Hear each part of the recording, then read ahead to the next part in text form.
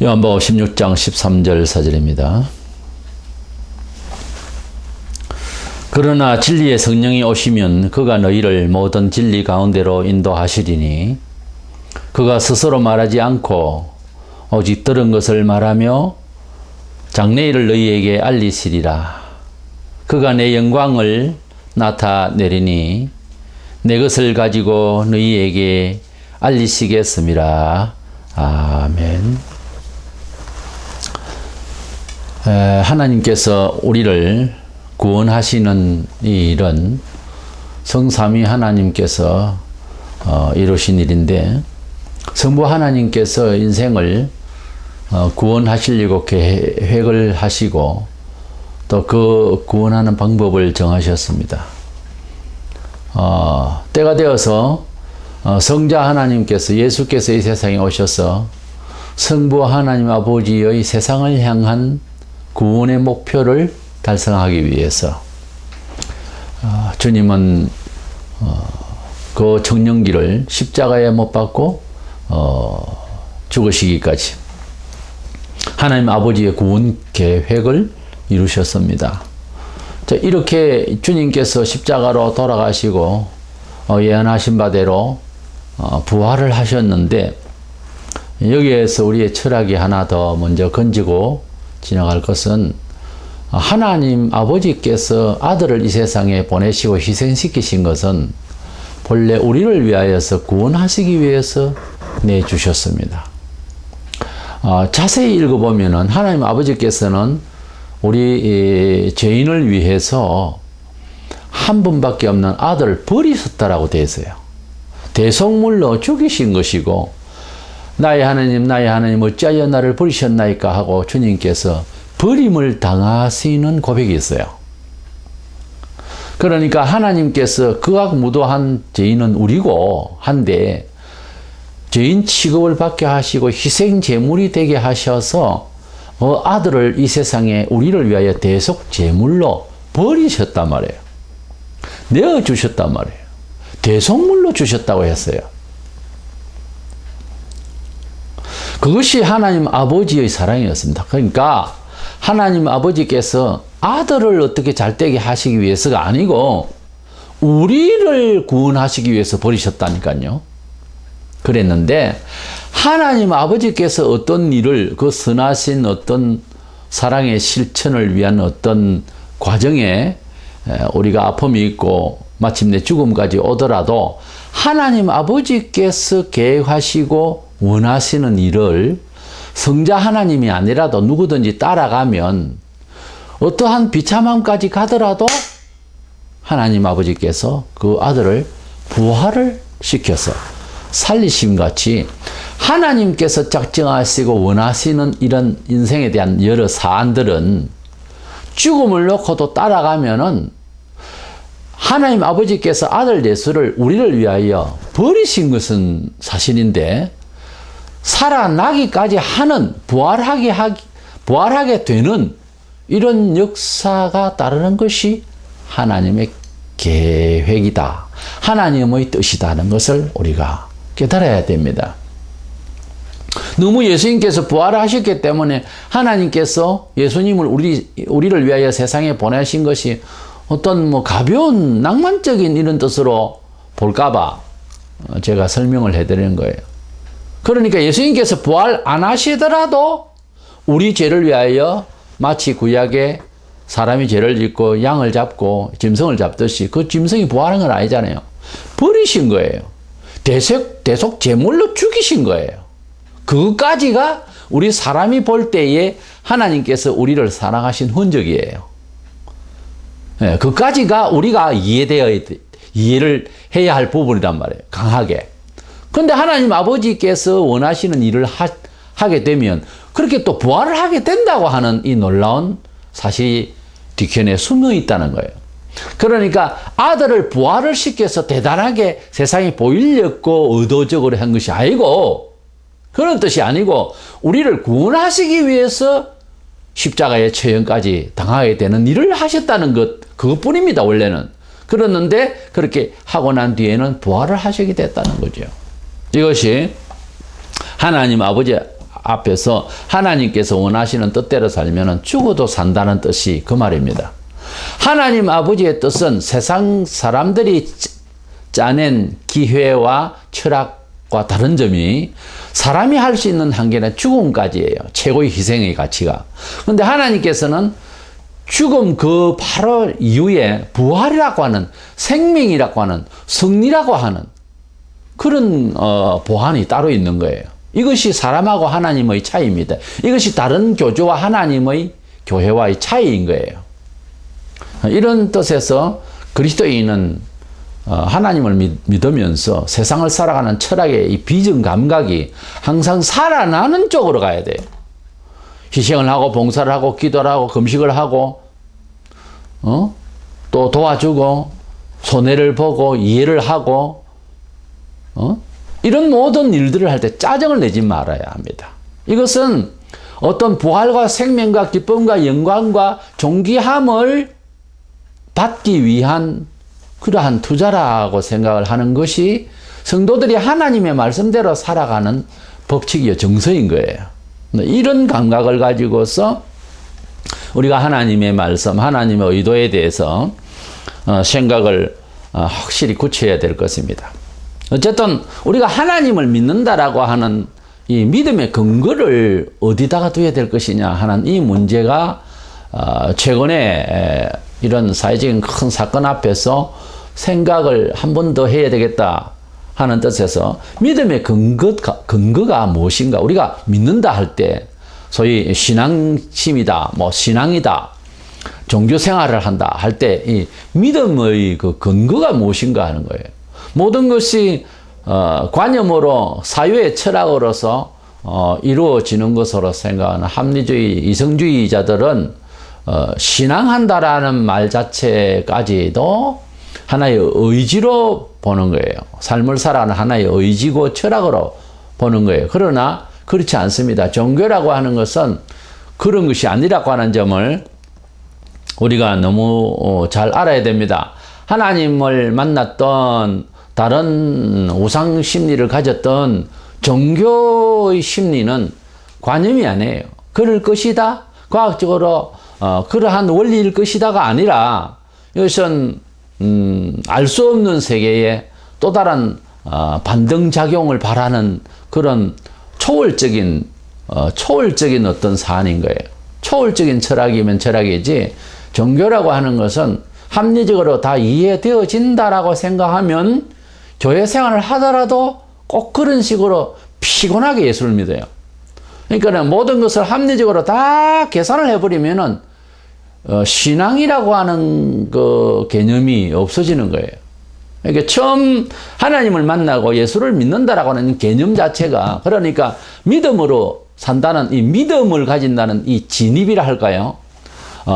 일상에 합리적으로 살던 사람이, 과학적으로 살던 사람, 수학적으로 살던 사람이 믿음으로 산다고 하는 이 진입 과정에서 그 길이 뭐냐는 거예요.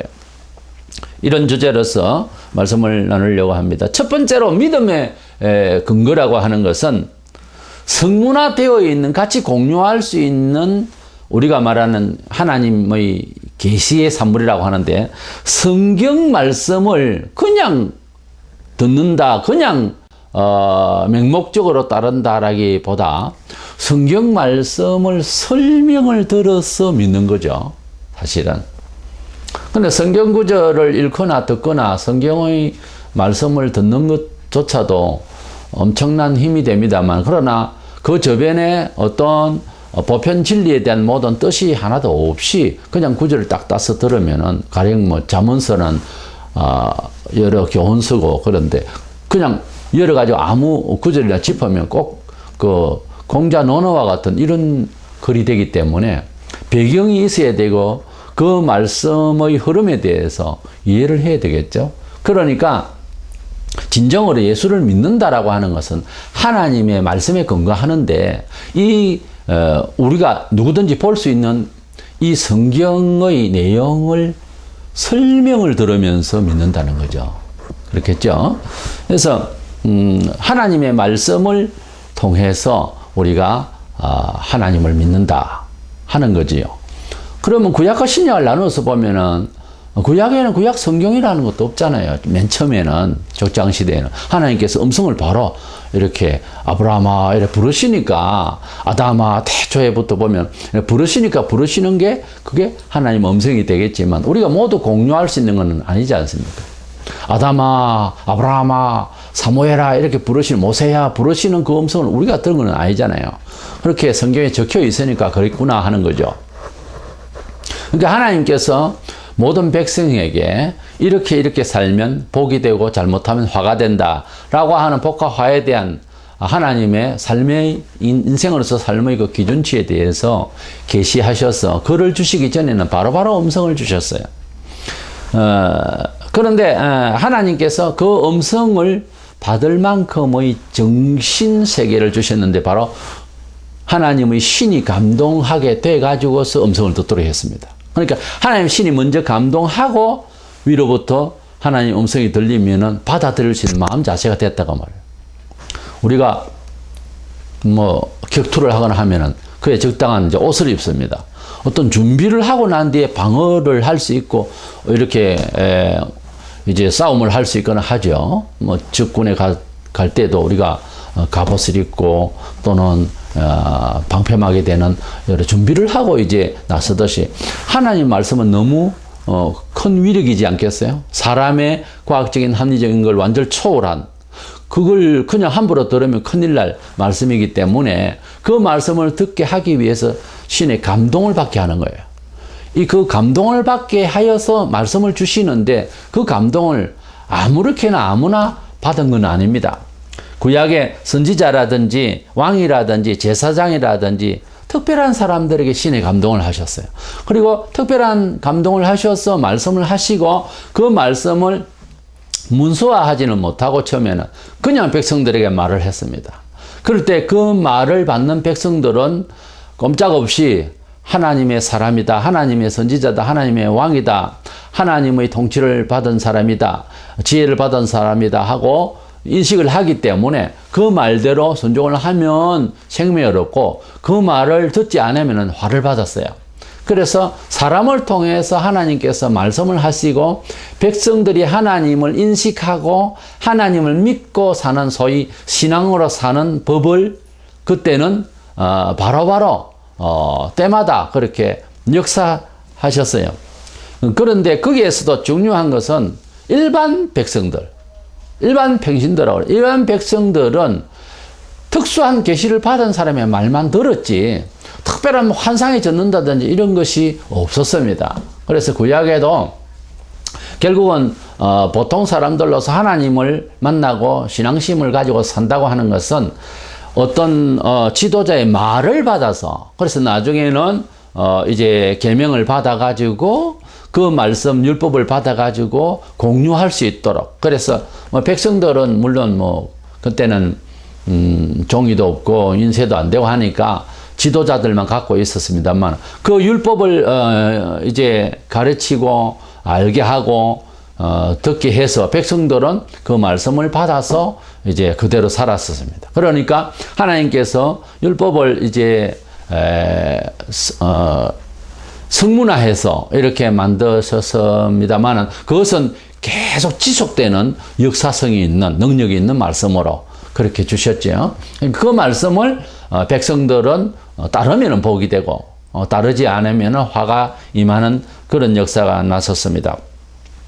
신약에 와서 예수님께서 오셔서 복음을 전하셨지요. 물론 그때는 다 구약 성경만 가지고 있지 않습니까? 구약 성경을 가지고 있어도 특수 계층의 종교 지도자들이 갖고 있고요.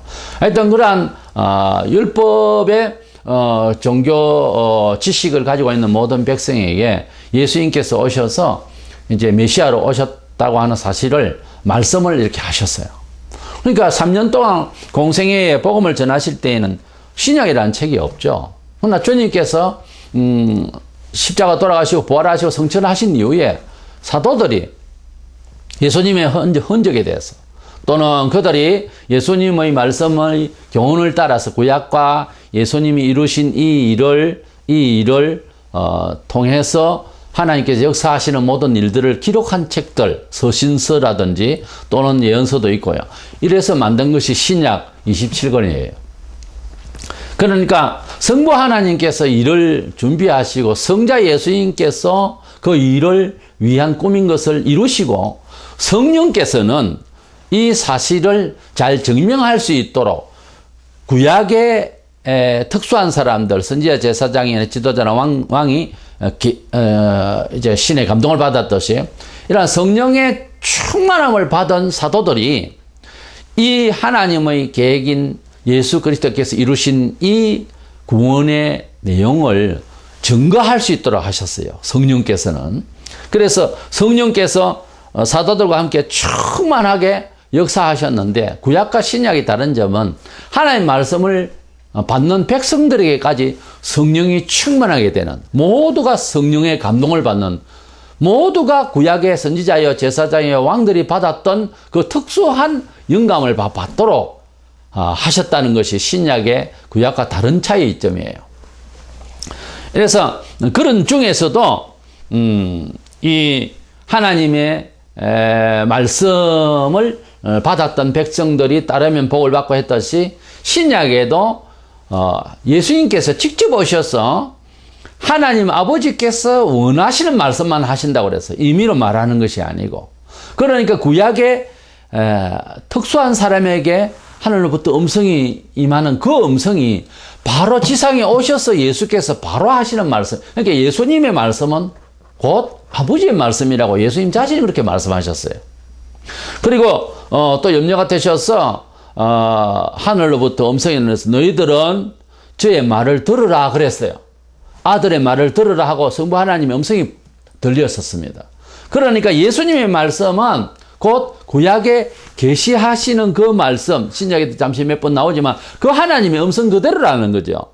그러니까 예수님의 말씀의 권위라고 하는 것은 바로 그대로 되어지는 말씀이라는 거죠. 창조주의 말씀이라는 거죠. 그러니까 우리 시대의 예수님께서 만약에 우리 동네에 오셨다. 그분이 지금 하는 음성은 구약에서 하늘에서 계시하는 그 음성이라 그 말이에요. 그 정도로 예수님에 대한 말씀에 대해서 그 권위에 대해서 무슨 학문적인 정도나 가치 이론이 아니고 하나님의 절대적인 신의 음성으로 알아야 했었습니다. 바로 신약에 그런 사람이 있죠. 백부장이 예수님께 나와서 하인을 낫게 하기 위해서 말씀만 하시면 내가 나은 줄 알고 가겠습니다. 이렇게 말하는 장면이 나옵니다. 그때 예수님께서 마태 8장 10절에 이스라엘에서 이만한 믿음을 본 사람을 내가 본 적이 없다. 이만한 믿음을 가진 자를 내가 본 적이 없다라고 그렇게 크게 칭찬하셨어요. 예수님의 말씀의 권위에 대해서 같은 말이에요. 그죠? 같은 말이란 말이에요. 근데 그 말 자체를 이 백부장은 그대로 되는 줄로 믿었단 말이에요. 이것이 신약에서 바라는, 이것이 예수님께서 바라시는 마음이에요. 우리 이것이 바로 예수님께서 원하시는 신앙의 척도인 거예요. 지금도. 그래서 성경을 볼 때에 비록 기록되어진 예수님의 말씀들이지만은 이걸 읽을 때에 직접 지금 하나님께서 하시는 말씀으로 들어야 되는 것이 원칙인 거예요. 그래서 성경은 너무 늘어진 편한 자리에서 원래 읽는 것이 아니라는 말이 그 말입니다. 자세를 발휘해서 똑바로 읽어야 돼요. 성경은 하나님의 음성을 받는 시간이다, 이래 생각을 하고 읽어야 하는 것입니다. 그래서 로마 10장 17절에 믿음은 들음에서 나며 들음은 그리스도의 말씀이라고 했어요. 그러니까 믿음은 들어서 난다. 하나님의 말씀, 그리스도의 말씀으로 말미암아 난다 그랬어요. 실제 사도행 17장 11절 이하에 보면 베레아 사람들은 설교를 듣고 과연 이 사실인가? 예수가 정말 그리스도고 부활하신 게 사실일까? 이래서 구약 성경이겠죠, 그때는. 성경을 이렇게 많이 읽다가 보니까 믿음이 생겨버렸다고 그랬어요. 하나님의 말씀은 믿음을 생기게 한다. 요한 5장 39절에는 영생까지 알게 하고 믿게 하는, 그걸 얻게 하는 것이 하나님의 말씀이라고 그랬어요. 누가복음 24장 32절에 보면 예수께서 부활하시고 난 뒤에 실망하고 있는 제자들에게 성경을 풀어주실 때에 우리 속에서 마음이 뜨겁지 아니하더냐 그래서 성경을 풀어줬다, 해석해 주는 거죠. 어떤 성경? 구약 성경의 역시에. 그때는 아직 신약 성경이 없으니까. 구약 성경을 가지고서 예수님 당신에 대한 내용을 설명을 하니까 마음이 막 뜨거워지더라고 그랬어요. 그 말은 지금도 우리가 구약 성경을 펼쳐서 예수에 대해서 기록된 거거든요. 성경이. 저 말이 아니고 예수님께서 그렇게 말해요. 구약 성경은 내게 대하여 증거하였다 했기 때문에 구약 성경 어떠한 내용을 보더라도 예수님에게 포인트를 두고 읽어야 됩니다. 그렇게 설명되어졌을 때에 마음이 뜨거워지더라 그랬어요. 하나님의 말씀은 신앙으로 진입하게 한단 말이에요. 느헤미야 8장 8절에 보면 그 낭독하는 것을 다 깨닫게 하니 그랬어요. 하나님의 말씀을 읽을 때에 맹목적으로 읽으면 안 되고 이 말씀이 무슨 뜻인가를 해석하지 못하면은 믿음의 근거가 되긴 기회는 되지만 실제로 작용은 못합니다. 가령 사도행전 8장 36절에 에티오피아 왕 간다게 네시가 빌립 집사의 그 성경 해석을 듣고 믿음에 확신이 생겼어요. 그래서 가다가 강에서 세례 주세요. 그렇게 믿게 된 거예요, 예수님을. 그는 구약 성경을 가지고서 그렇게 뭐 예배에 참전한다고 왔지만 아무런 은혜를 받지 못 깨닫지도 못하고 가다가 빌립 집사를 만나가지고 읽는 것을 깨닫느냐 잘 모릅니다. 모르고 믿는 사람이 얼마나 많은지 몰라. 그래서 하나님의 말씀을 학문적으로 깊이 다 알 수는 없어요. 상당히 힘들어요. 그렇지만 예수 그리스도에 대한 구원 사상과 보편적인 진리 우리가 다 알아야 할 기본적인 것은 조금만 신경을 쓰면 또 전문 지도자에게 배우면 알 수 있습니다. 알려고 귀를 열어야 돼요. 그래서 하나님의 말씀을 못 알아들었을 때에 이 빌립 집사가 간다게 네시에게 가르쳐 주니까 믿음이 확 임재한 거예요. 그래서 자신 있게 세례를 받은 거예요.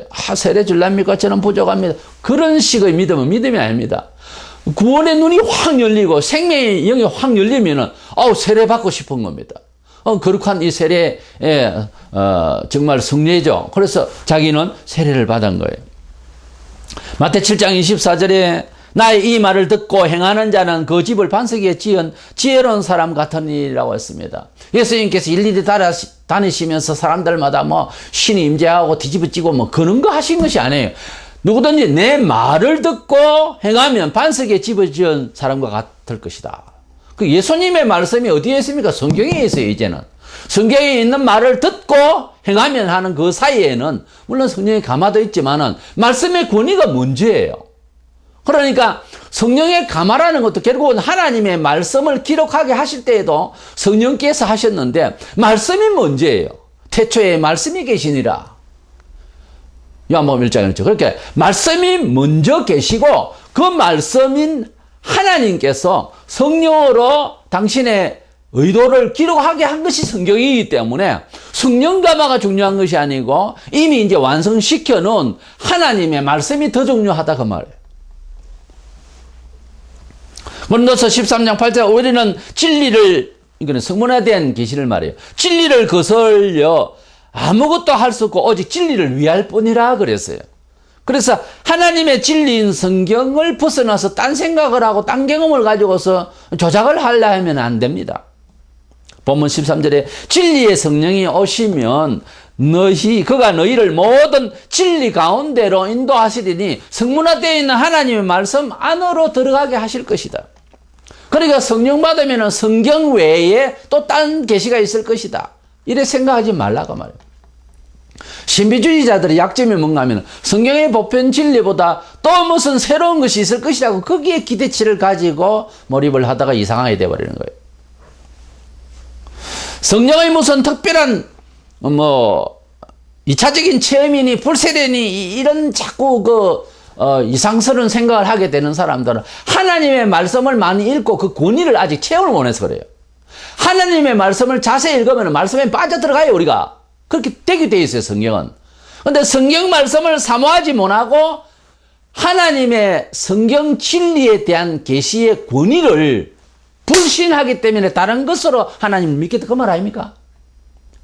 우리가 사람을 믿을 때에 말이 참 중요한데 요즘 말을 너무 잘하는 사람이 많으니까 말만 가지고 믿을 수는 없습니다만 보통 우리가 말을 들어보면 안다 그러잖아요. 사람을 믿을 때에 그 말과 자태를 보면은 충분히 믿을 수 있는 사람도 우리가 혹차고는 하지만 있잖아요. 우리가 하나님의 말씀을 보고 그분을 신뢰해야 되는데 말씀은 이렇지만은 또 딴 뭐가 있으면은 내가 그분을 신뢰해야겠다. 이렇게 되면은 하나님을 아직까지 반신반의한다 그 뜻밖에 안 되거든요. 그러니까 하나님의 성경 진리를, 성문화된 진리를 정말 존중하고 정말 인격적으로 그대로 떨리는 마음으로 받아들이는 것이 중요하지, 뭐 다른 걸 경험을 해야 이 말을 인정하겠다. 여기서는 벌써 하나님을 섭섭하게 하는 것이고, 그 하나님을 잘못 만날 수 있어요. 그 하나님도 아닌 이상한 신을. 그러니까 우리가 뭐 다른 체험을 해야 하나님을 잘 믿는 것이라든가 또 확실히 하나님을 이해하게 된다든가 하는 생각은 불신적인 생각이 깔려있기 때문에 그런 생각을 한다라고 비판받아야 마땅하는 것입니다. 본래는 인간이 하나님의 음성을 잘 알아들을 수 있는 귀가 열려 있었어요. 세월 지나서 원죄와 자범죄로 세월 오랫동안 귀가 두꺼워져서 하나님이 무슨 말을 하면 하나님의 음성을 안 들려요. 만약에 오늘날 불신세계 모든 시민이 하나님의 성경을 갖다 이야기할 때 그것을 하나님 아버지의 말이라도 이렇게 알아듣는다면은 뭐 교회 세울 필요가 없죠. 근데 우리 귀가 항상 깨달아야 될 것은 어떠한 시대에 어떠한 가정에서 교육을 받고 자랐던 사람의 귀는 하나님 음성을 듣기에는 너무 귓구멍이 이게 닫혀져 가지고서 잘 안 들립니다. 그리고 하나님께서 주시는 메시지의 이 말씀이 인정이 안 돼요. 이것은 우리 귀가 잘못되어 있는 것이지, 그래서 다른 식으로 하나님을 믿겠다, 신비적인 무슨 체험을 하겠다, 이것은 벌써 불신의 귀가 너무 두꺼워져서 오해를 하는 거예요. 그냥 술술술 그냥 들어야 되는 거예요. 성경 말씀이 그랬다 하면 아이가 말을 해도 어른이 그냥 예만 하면 되는 거예요. 그것이 잘 믿는 겁니다. 그것이 가장 현명한 종교인의 처세예요. 그래서 성문화되어 있는 하나님의 말씀을 통해서 구약에는 구약대로, 신약은 신약대로, 이제 신구약 성경 66권은 하나님께서 우리를, 죄인을 접근할 수 있는 사안으로서 모두 공유할 수 있도록 주신 축복인 거예요. 그래서 하나님의 말씀을 우리가 신앙생활을 하는데, 접목하는데, 진입하는데 제일 기초적이고 근거가 되고 안전한 것이다, 이렇게 봐야 되겠고요. 두 번째로는 그렇게 하지만은 성령께서 또 조명하셔서 마음을 열어주시고 눈을 열어주시는 이런 역사도 따라야 되겠지요. 믿음의 근거는 결국 하나님 말씀에서 기인하는데, 성령께서는 하나님 말씀이 말씀같이 깨달아지게 조명해요. 비춰준단 말이에요. 그러니까 하나님 말씀을 잡고 보니 돌인지 이제 금인지 모르는 어둠 속에 있을 때에 대략 금 같아라고 하겠지만 빛을 비춰주면 금인 줄로 확신할 수 있잖아요. 그래서 성령께서는 하나님 말씀을 듣는 자들에게 감동하시기를 원하고 알게 하시기를 원해요. 이것이 동시동작으로 사실은 따라오는 겁니다. 우리가 성경을 읽을 때 나보고 하는 말씀이고 우리에게 주시는 말씀이 이래 믿어집니까? 이미 성령께서 감화하셔서 그래요. 안 그러면 절대로 안 믿습니다. 사람은 못 믿어요. 이래서 성령께서 이렇게 비춰주시는 역할로 통해서 하나님을 접근할 수 있는 그런 역사가 있습니다. 에베소서 1장 17절에서 9절에 보면은 지혜의 계시의 영을 너에게 주사 하나님을 알게 하시고 너희 마음의 눈을 밝히사 우리에게 베푸신 능력이 지극히 크심이 능력의 지극히 크심이 어떠한 것을 너희로 알게 하시기를 구하노라. 바울이 에베소 교인들에게 영안을 열어서 하나님 아버지께서 우리를 어떻게 능력으로 인도하시는가를 알게 하시기를 원하노라 그랬어요. 우리가 육안이 있는가 하면은 영안이 있습니다.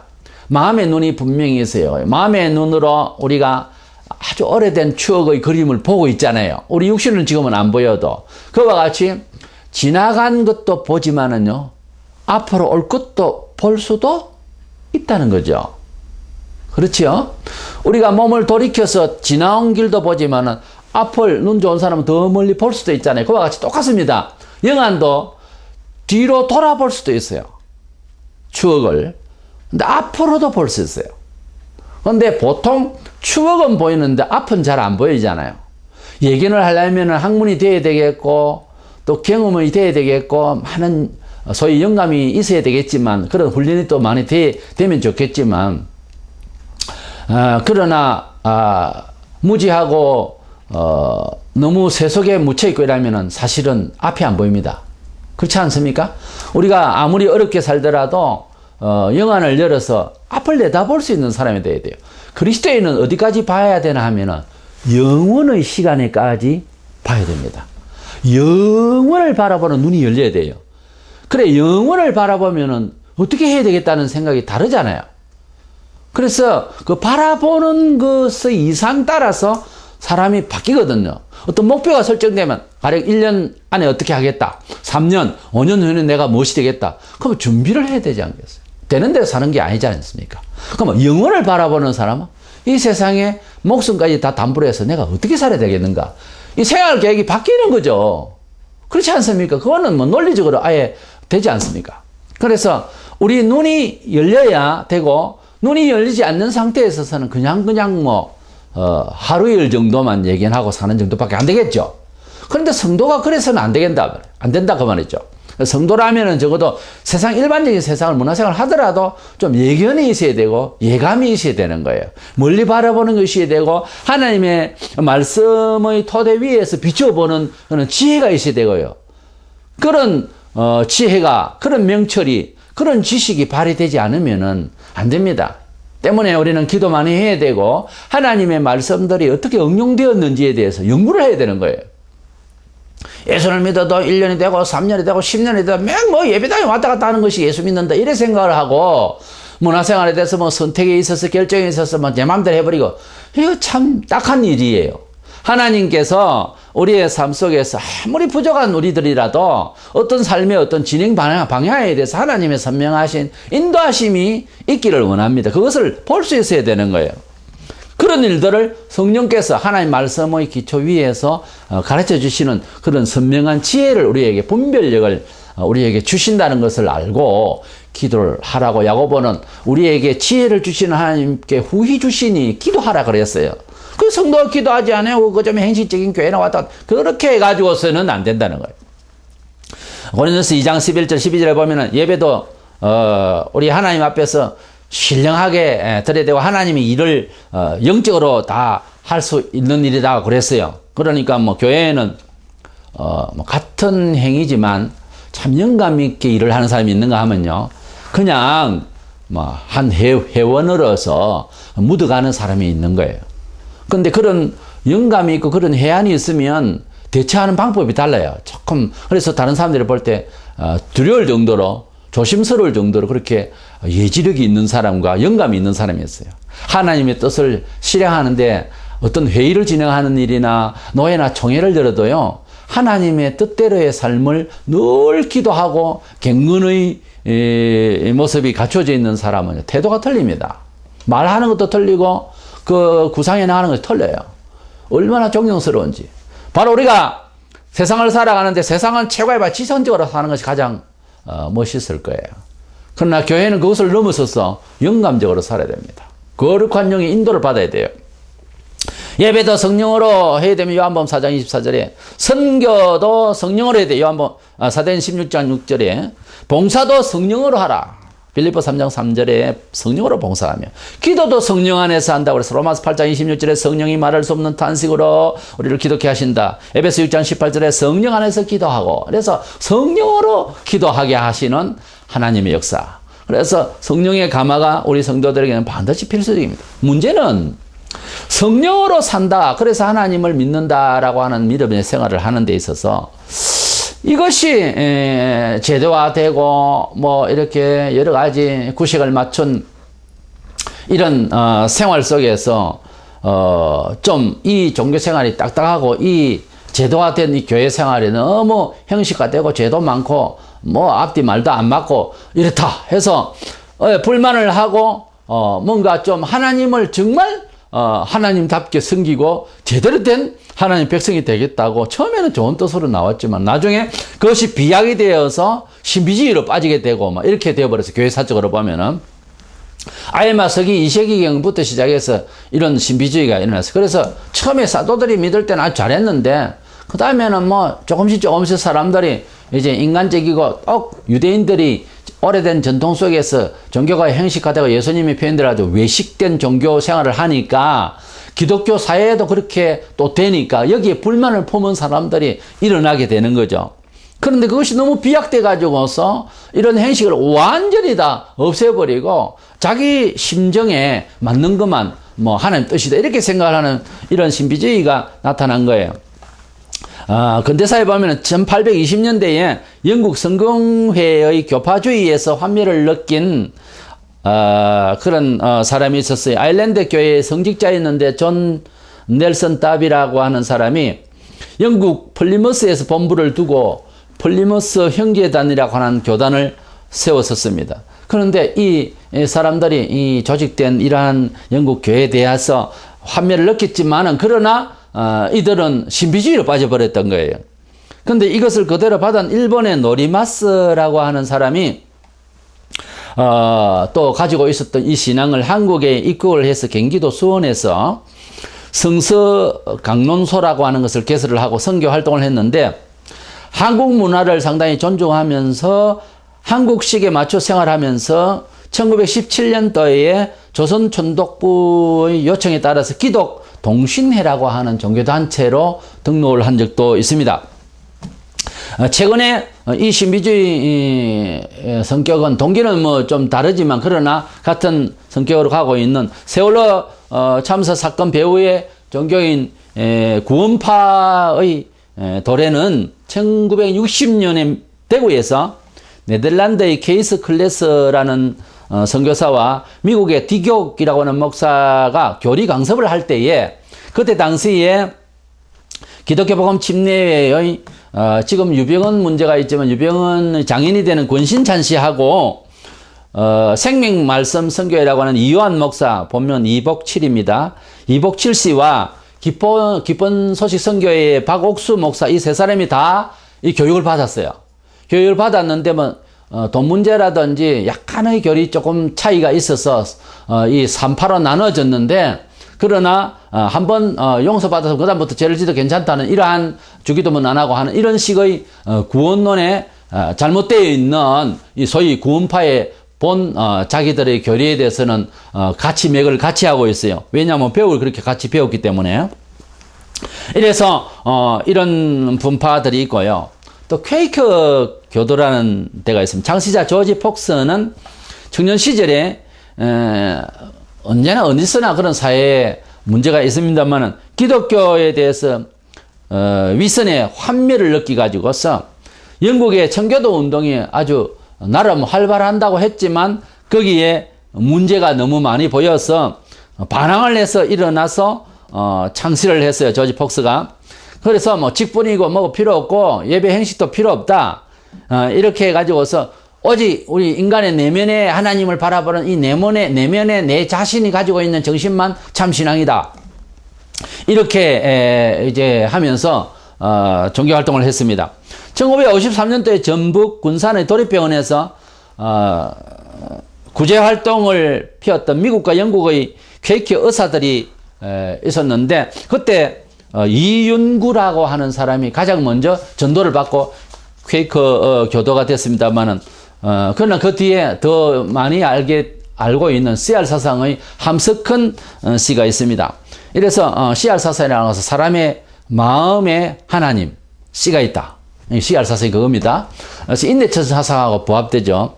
그리고 같이 정신을 나누었던 김교신이라고 했는데 김교신은 무교의 주의입니다만은 무교의 주의는 1901년도에 일본에서 우찌무라 간조에 의해서 시작이 됐는데 오랫동안 교사 생활을 하던 김교신은 1927년 7월부터 함석헌, 송두용 등과 함께 잡지 성서조선을 발행하기 시작하고 1920년도에 김교신, 함석헌, 송두용, 정상훈, 유석동, 양인성 등이 중심이 되었던 것입니다. 그렇지만 성경에는 모이는 것이 성경적으로 말하고 있어요. 히브리 10장 25절에 모이기를 피하지 말라고 그랬어요. 사도행전 2장 41절에 모인다고 하는 것이 중요합니다. 우리가 모여야 무슨 인원을 하고 하나님 앞에서 합심해서 기도하고 함께 하나님께 영광을 돌리는 예배가 이루어지잖아요. 뭐가 모여서 뭐 사람이 모인 곳에 문제가 있어서 그렇다고 해서 이걸 전부 다 해체한다고 하는 것은 성경적이지를 못합니다. 해체하고 따로따로 놀면 누가 점검을 하고 누가 누구에게 반성을 합니까? 문제가 더 심각해질 수 있죠. 또 지방교회라고 있습니다. 다 이 지금 말씀드린 건 전부 신비주의 감정에서 온 거예요. 제도와 이런 것을 불만하고 나간 사람들. 지방교회는 회복교회라 그래서 바른 교회를 하자 이런 뜻이죠. 회복교회라고도 하는데 20세기 초에 중국의 워치만리 제자는 위트니스리인데 그들은 삼위일체 하나님에 대해서 오해를 하고 있습니다. 예수는 완전하신 하나님과 이제 사람 사이에 중간쯤 되는 분으로 그렇게 오해를 하고 있어요. 그리고 사람을 인격을 3분설로 나누면서 이 3분설이면 지정의 플라톤 사상에서 온 것인데 영과 혼과 육 이렇게 나눕니다. 그러나 성경에는 혼이랬다 영이랬다 하는 말 단어를 번갈아 쓰기 때문에 영혼이라고 줄여야 됩니다. 우리 사람은 혼이 따로 있고 뭐 영이 따로 있고 뭐 육이 따로 있고 세 가지가 아니고 본래 하나님께서 영을 불어 넣어 주셨는데 예수를 믿게 되면 예수 믿는 마음도 있지만 본성이 있어요. 이것을 뭐 혼이라고도 보통 이렇게 이야기를 하긴 합니다만은 그러나 그럼에도 불구하고 세 가지로 되어 있는 것은 아니거든요. 사람은 영혼과 육체로만 되어 있는 거예요. 그런데 정신적인 이런 뭐 합리적인 생각의 다 틀렸다고 볼 수 없잖아요. 이게 합리적인 생각, 정신적인 생각은 따라가는 거잖아요. 철학은 신학의 신여라고 우리가 가지고 있는 모든 언어와 세상의 모든 합리적인 철학 사유는 성령의 인도를 받아서 하나님 말씀의 계시에 따라가야 되는 이런 의무를 갖고 있어요. 이거 자체가 잘못된 건 아니잖아요. 근데 이들은 보면 영적인 것만, 신비적인 것만 옳고 일반적인 사람의 생각은 다 죄다. 이렇게 이원론적인 이런 잘못된 생각을 가지고 있습니다. 이래서 이런 사람들이 가지고 있는 지방교회, 가지고 있는 정신세계가 신비주의의 한 내용이다 하는 것이죠. 그래서 최근에 나타나는 신비주의는 신사도 운동이니 본래 사도들처럼 우리가 뭐 그런 능력을 발휘하자는 동, 빈야드, 드레스디아스, 알파코스, G12, 두 날개 운동 이런 것들은 전부 다 뭔가 하면 제도화되어 있는 이런 기성교회에 대한 불만할 건 많죠, 사실은. 그러나 이런 것들을 그 자체에서 개혁을 하자는 것보다는 다른 식으로 어떻게 끌고 가려고 하는 운동인데, 사실, 가정교회 운동도 그 신비주의자들이 가지고 있었던 심적 근거하고 큰 차이 없습니다. 뭔가 그리스도와 함께 진정한 어떤 행제를 나누고자 하는, 그래서 좀 더 구체적으로 복음을 전파할 수 있는 효력을 위해서 이렇게 뭐 만든 차관이지만 이것도 결국은 신비적인 이런 감정이 들어가게 되면, 사실 가정교회 운동도 처음에는 또 본래 하고 있는 목사의 그 내용을 보면은 뭐 집사가 안수할 수 있고 이런 식으로 가버리거든요. 그러니까 이런 제도를 다 없이 해버린다 하는 것은 문제가 있는 거죠. 가정교회 운동도 좋게 하면 좋게야 좋겠지만 근거상 그렇다는 겁니다. 이러한 신비주의자들이 가지고 있었던 계열 속에서 받은 그런 어떤 제도를 반항하고 하나님을 진정으로 더 잘생기겠다고 이렇게 생각한 나머지 좀 비약된 내용들이 아닌가 하는 것입니다.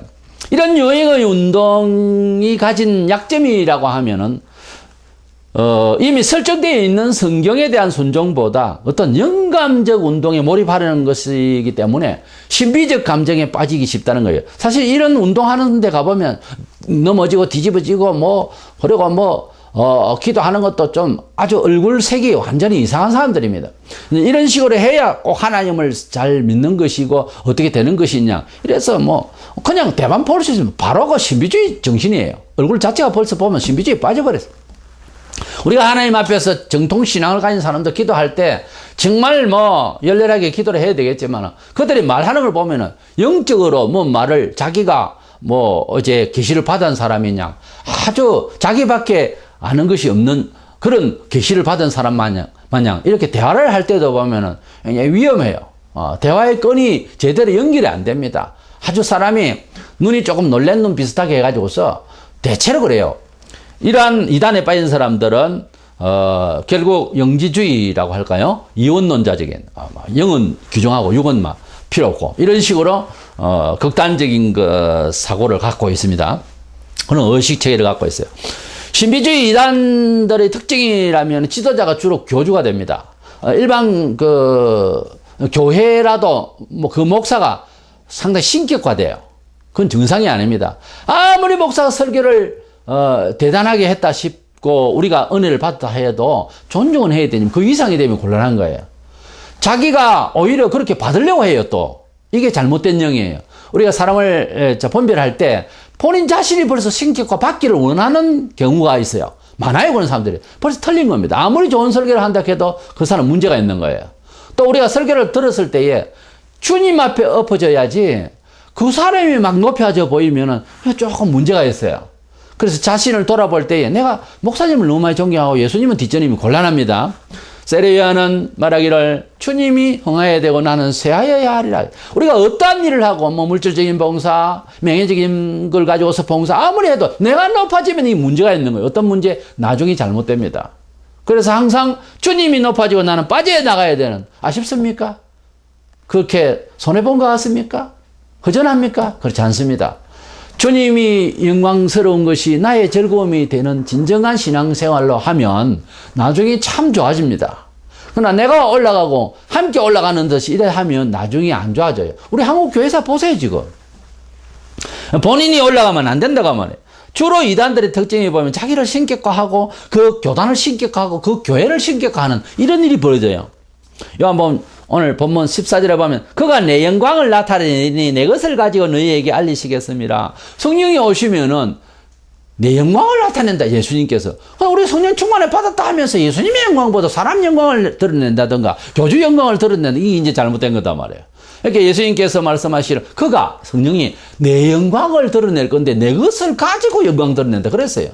그렇기 때문에 우리 사람은 아무것도 아닙니다. 예수님의 말씀을 가지고 예수님의 영광을 드러내는 그 일이 우리 사람으로서 믿으면서 기뻐해야 할 일인데 처음 들으면은 그건 손해지 않느냐 싶을 거예요.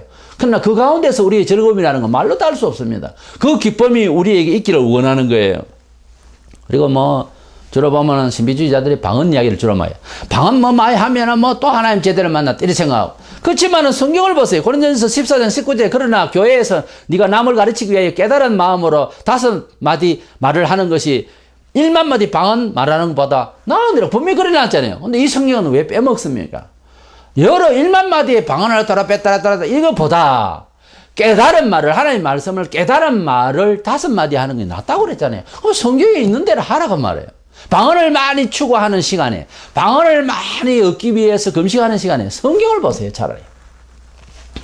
이사야 8장 20절에 그들의 말하는 바가 이 말씀에 맞지 아니하면 그들이 정령이 아침빛을 보지 못하고, 하나님의 말씀에 맞지 않는 소리를 하면 안 된다고 말해요. 아무리 유능한 이야기를 해도 하나님의 말씀에 빗나가는 소리를 하면 처음부터 잘못된 거예요. 아무리 교회가 크고 아무리 명성이 있고 아무리 신학을 많이 한 목사 같은데 엉뚱한 소리를 한다. 하나님의 말씀에 벗어난, 보편화되어 있는 진리를 벗어난다. 잘못된 겁니다. 잘못된 거는 아무리 유명한 사람이면 나의 서성이라도 잘못된 거는 잘못된 거죠. 안 따라가야죠. 믿음의 근거를 신비적인 경험으로 얻으려는 운동은 이미 주신 언약을 살피지 않고 행하지 않은 것이 주 원인이 되는 거예요. 인본주의적으로 교회 사상을 이해하려는 것도 20세기에 들어와서 이 총체적으로 과학적으로 뭘 이해를 하려고 하고 초과학적으로 무엇을 이해를 하려고 그러고 이렇게 자꾸 인간적인 입장에서 내 의도는, 내 생각은, 나의 신앙의 척도는 자꾸 이렇게 과학적으로 나 중심으로 자꾸 생각을 하려고 하다가 인본적으로 흘러가고 신비주의로 빠지는 거예요. 하나님 말씀대로 가겠다 하면 나는 벌써 의존해야 되는 처지잖아요. 그렇게 돼야 되는, 그렇게 잘 해오다가 하나님의 말씀보다 이제 내 중심이 되는 거예요. 나는 이렇게 믿겠다. 이랬으면 좋겠다. 그럼 내가 이제 의사를 너무 나타내다 보니까 이 문제가 생긴 거예요. 이게 전부 다 과학하고 자기 합리화하고 경험하고 그렇습니다.